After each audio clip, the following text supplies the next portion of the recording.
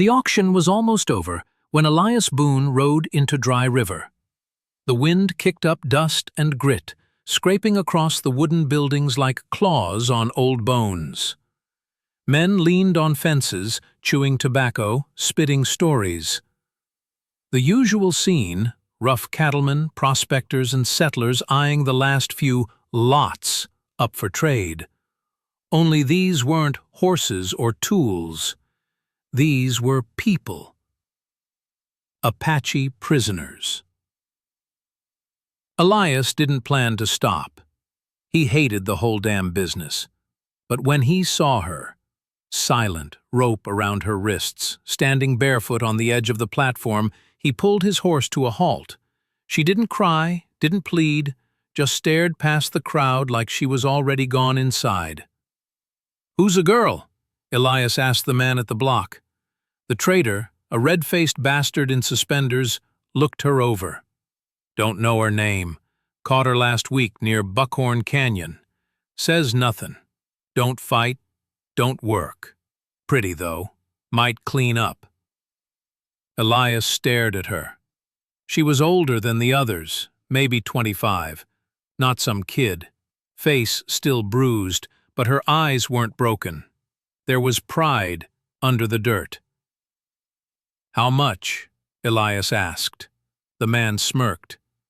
"More than she's worth, but hell, make me an offer."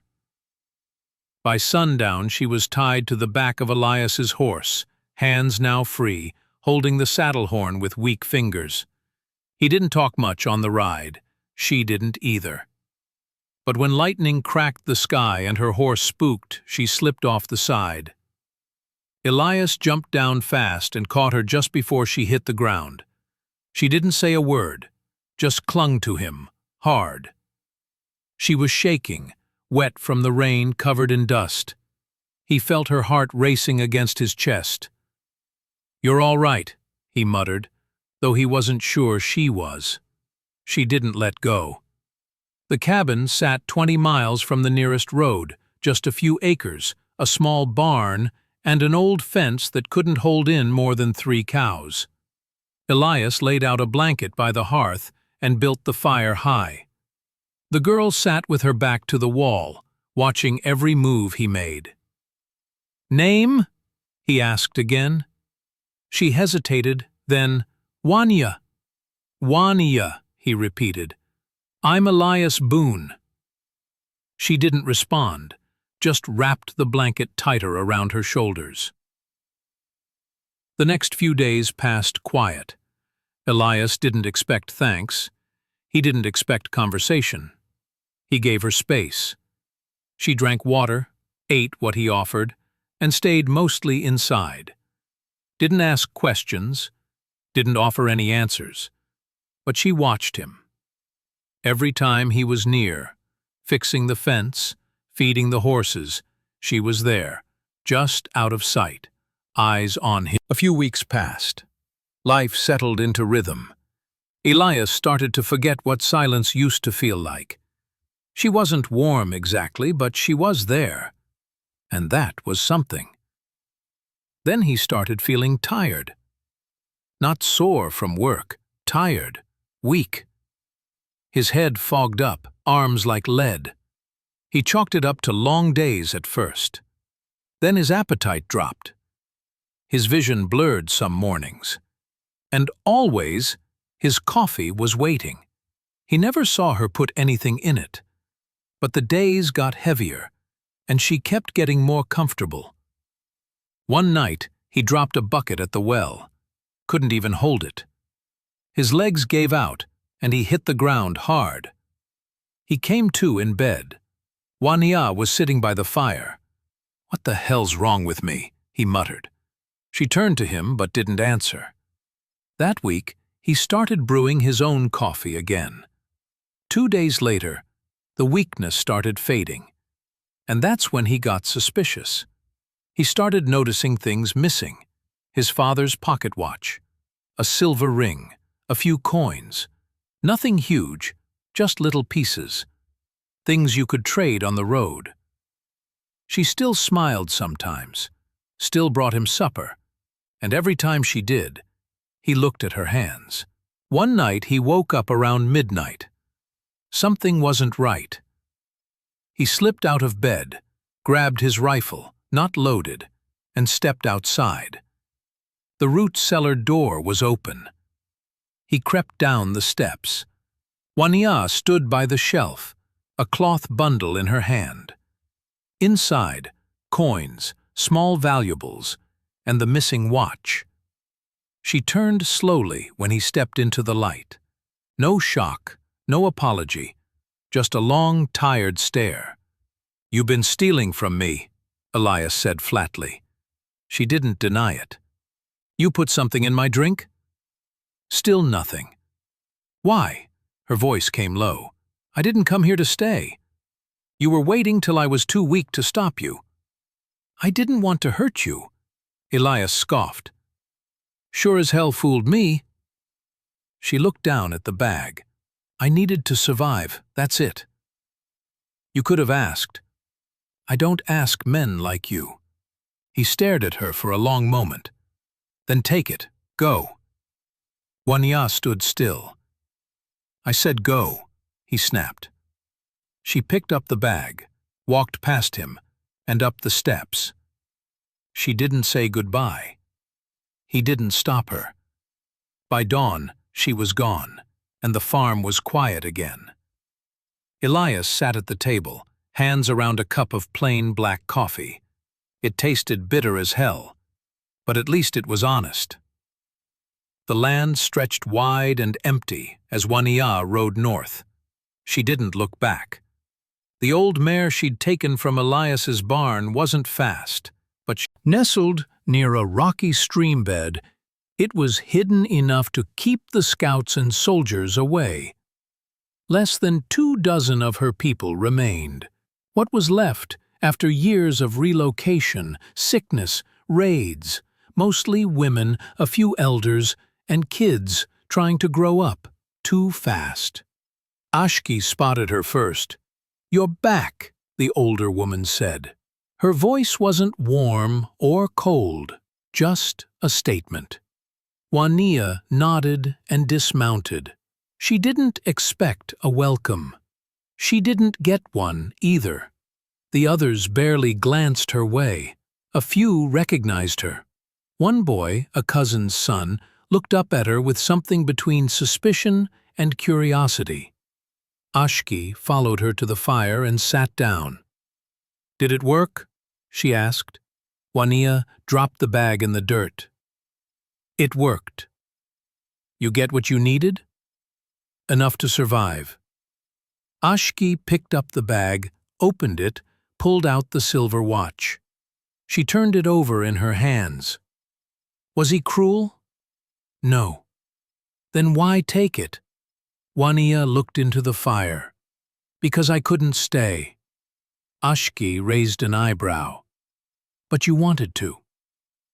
Back on the farm, Elias patched the fence. The boards were warped from sun and rain, but he worked them back into shape, one nail at a time. He didn't have time to think, didn't want to. He just worked. The first few nights after Wania left were the worst. He thought he'd be angry, but mostly he felt stupid. He'd let her into his house, trusted her, protected her. For what? Then he found her shawl, folded and left on the back of the chair. She didn't have to leave that behind, but she did. And that stung more than the missing silver. A month passed, then another.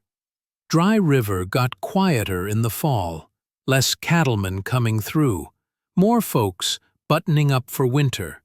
Elias only went in when he had to, grain, bullets, or if the horse needed a shoe. He didn't linger. That's where he saw her, not Wania.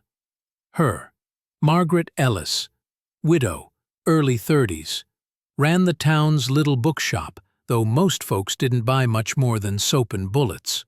Margaret stocked the place with old Civil War novels, worn maps, and papers from back east. She had a calm presence and a way of looking right at you without flinching. She smiled when he walked in. "Looking for anything besides gun oil and hardtack?" He chuckled. "Not unless you sell second chances." She didn't laugh. She just looked at him for a beat, then nodded. "We keep those behind the counter." Juanita didn't sleep much anymore. She helped in the camp, carried water, hunted when she could. Back in Dry River, Elias started to show up at the bookshop a little more often. He claimed he needed rope, or nails, or a particular brand of tobacco Margaret didn't carry, but they both knew better. She didn't pry, didn't ask about the woman who'd left him, or why he suddenly stopped drinking tea. She just talked with him, laughed sometimes, listened. And when winter started to creep in, she rode out to the farm one day with a bundle of canned peaches and fresh bread. "Figured you didn't have time to come in," she said. He let her stay for supper. Juanita watched the sunset from the ridge. The sky over the prairie burned gold and red. Somewhere in the distance, smoke curled up from a chimney. It could have been anyone's, but she knew whose it was. She hadn't seen Elias in nearly 6 months, but the thought of him lingered like a thorn in her ribs. She had nothing left to trade, nothing left to say, but she still carried his brooch in her bag, the one she couldn't bring herself to sell. That night, she took it out, held it in her hands, and stared at it until the fire burned low. Then, she put it back, and kept waiting for something to make sense. Margaret visited the farm every week now. She didn't move in. Not yet. But Elias was different with her around, less tense, more human. He still had moments, quiet stares, long silences, but she didn't push. Once, over coffee, she asked, "You ever think about the one who left?" Elias looked out the window. "Some days," he said. "Then I remember who stayed." Margaret nodded.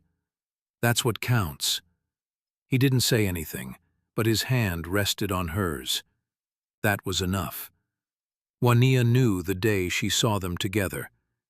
She was watching from the ridge, same place as always, far enough that they couldn't see her, close enough to make out details. Margaret handed him a basket. He smiled. Not the tired half-smile he used to give Juanita. A real one. It shouldn't have hurt, but it did. She stood there for a long time, wind in her face, bag at her feet, the brooch in her hand.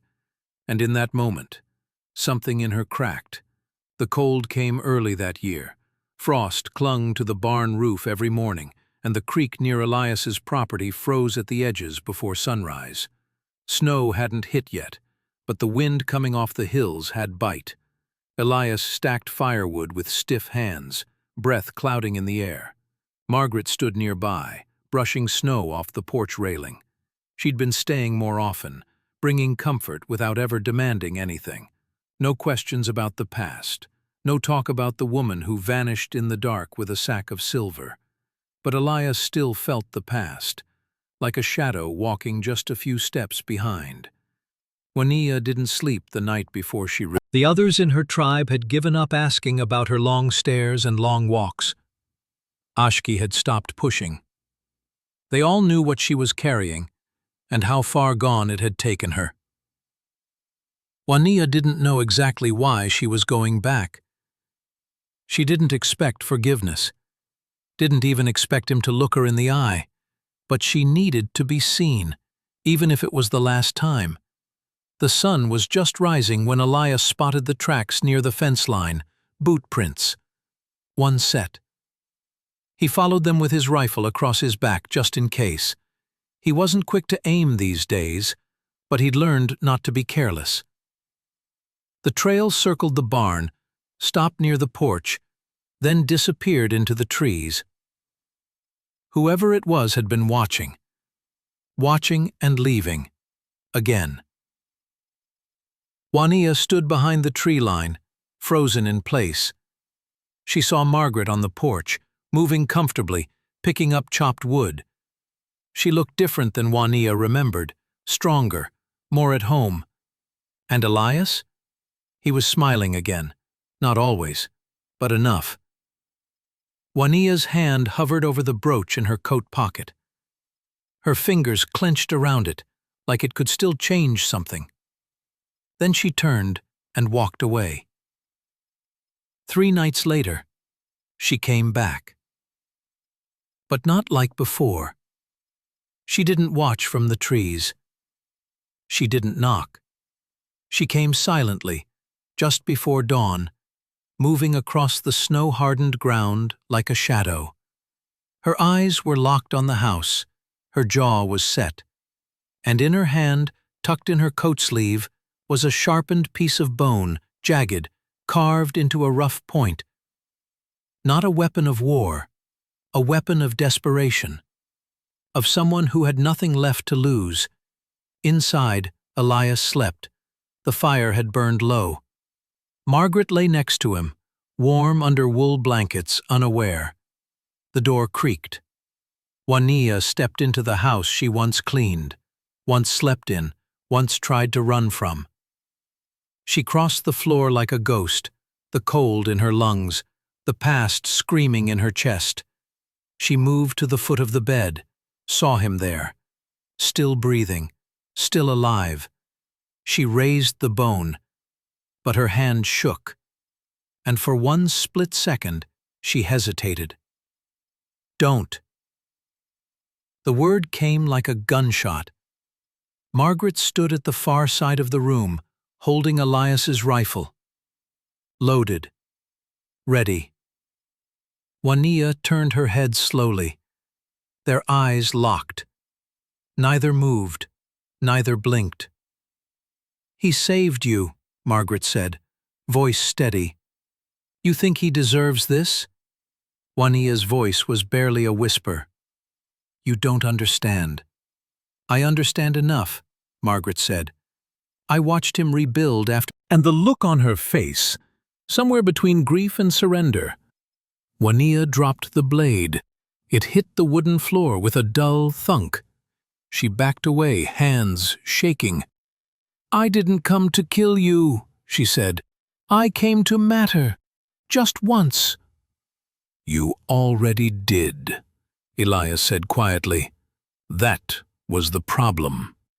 Juania's eyes filled, but she didn't cry. She turned without another word, walked to the door, stepped into the cold, and was gone. They didn't follow her. Margaret sat down slowly, still holding the rifle. Her hands trembled now that it was over. Elias stood, walked over, and gently took it from her hands. "You all right?" he asked. Margaret nodded. "You?" He looked at the floor, at the place Juania had stood, at the knife. "I don't know." But he was. He was still standing, still breathing. The next day, Elias found something on the porch rail. The brooch. Polished, left carefully without a sound. He picked it up and turned it over in his hand. Then went inside and tucked it into a drawer, not to forget, but to close the door. The brooch stayed in the drawer. Elias never mentioned it, never asked Margaret what she thought it meant. He didn't need to. They both knew she hadn't left it there for attention. No letters, no trail, no drama. Just a quiet goodbye. A final piece of something that had once almost been love and almost destroyed him. The seasons turned. Winter passed with long nights and hard work. Spring brought calves, muddy boots, and the familiar ache in Elias's shoulders. But Margaret was still there. She moved into the house officially come March, said it plain, no speeches. "Either I'm here or I'm not," she said, setting her bag down on the porch. "You get one guess." Elias smiled for the first time in a while. "I'm guessing you're staying." "Good guess." They didn't talk about the past much, not because they ignored it, but because they didn't need to keep picking at old scars.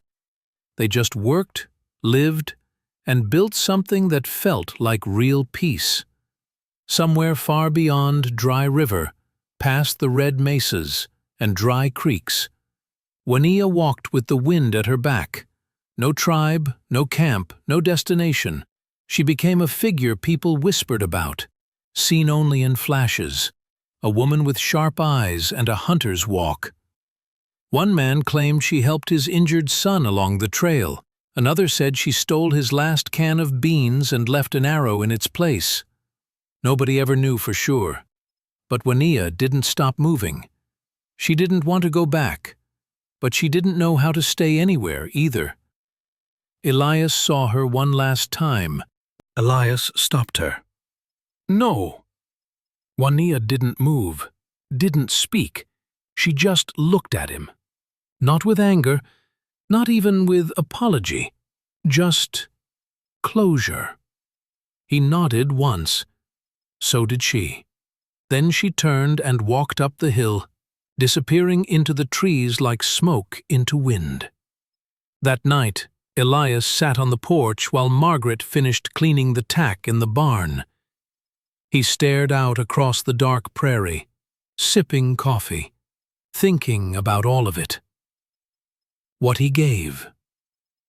What she took. What she left behind. He didn't hate her, didn't even resent her. Some people are storms. You don't blame the rain for falling, but you build better shelter next time. Margaret came up and sat next to him. Was that her? She asked. He nodded. Yeah. She didn't come back to finish anything, did she? No, he said. She finished it a long time ago. Inside the cabin, the brooch was still in the drawer. Elias had carved a new handle for it, polished the metal. One day, maybe he'd give it to someone else. Maybe not. But it didn't burn in his chest like it used to. Out in the desert, a fire burned low beneath the stars. Juanilla sat beside it, sharpening an arrow, her back to the wind. Alone, but not broken. She didn't regret going back, even if it ended the way it did. She had nothing, but at least she left something behind that wasn't just a wound.